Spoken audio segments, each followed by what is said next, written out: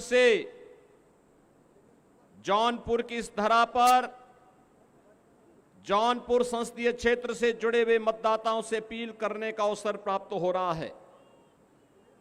बहनों और भाइयों, इस विद्यालय में मुझे इससे पहले भी आने का अवसर प्राप्त हुआ था और तब विद्यालय के संस्थापक की मूर्ति के अनावरण कार्यक्रम के साथ ही अन्य समारोहों के साथ मुझे जुड़ने का अवसर प्राप्त हुआ।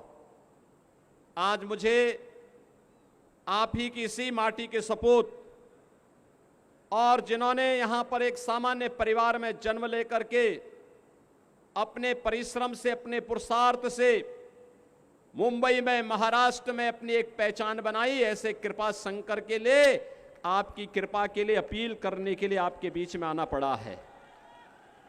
बहनों और भाइयों, लोकसभा चुनाव के अब तक के 5 चरण संपन्न हो चुके हैं और मैं आपसे कह सकता हूं पूरे देश के अंदर एक ही धूम मची है, एक ही लहर है, एक ही नारा गूंज रहा है, एक ही स्वर में पूरा देश बोल रहा है, वह है कि फिर एक बार, फिर एक बार, फिर एक बार और अब की बार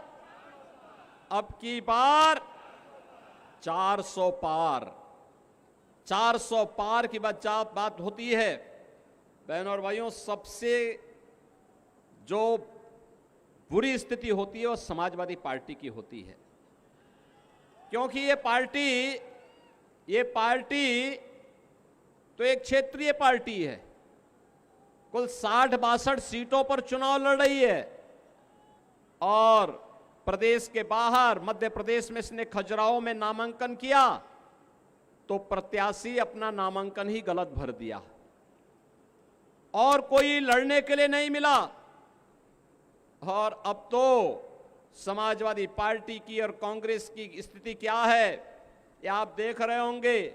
आप सोचो, जब सत्ता से कोसों दूर हैं तब वो अपने नेता का सम्मान नहीं कर पा रहे हैं। रोज भगदड़, रोज अराजकता, रोज मारपीट, आपस में नूरा कुश्ती समाजवादी पार्टी के अंदर आप देख रहे होंगे। बहनों और भाइयों, जब इस सत्ता में रहे होंगे तब इन्होंने उत्तर प्रदेश की जनता का खून कैसे चूसा होगा, कैसे शोषण किया होगा, यह किसी से छुपा हुआ नहीं है और इसीलिए मैं आपसे अपील करने के लिए आया हूं।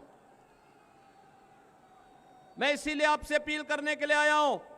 लोकसभा चुनाव के 5 चरणों के माध्यम से आज भारतीय जनता पार्टी 400 पार के लक्ष्य को प्राप्त करने की ओर तेजी से अग्रसर हो रही है और इस 400 पार के लक्ष्य में हमें जौनपुर सीट भी चाहिए। इसी के लिए आपसे अपील करने के लिए मैं आपके बीच आया हूं।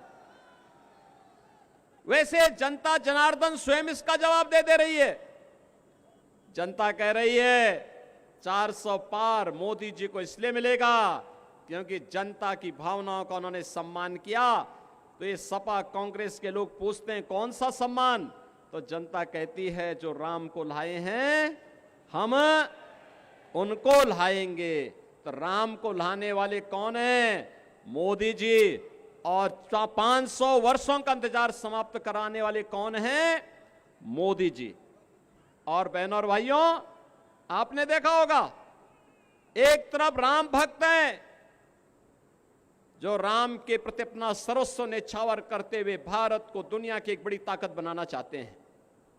दूसरी तरफ रामद्रोही हैं, वे राम का तो विरोध करते ही करते हैं लेकिन राजनीति के इस हद तक गिर जाते हैं कि अब भारत का ही विरोध कर रहे हैं।